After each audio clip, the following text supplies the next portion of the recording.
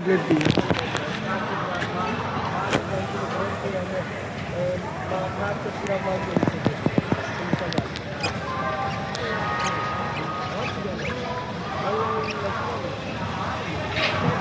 हो गया। ये एक्साइटेड मोमेंट है, बहुत एक्साइटमेंट मोमेंट।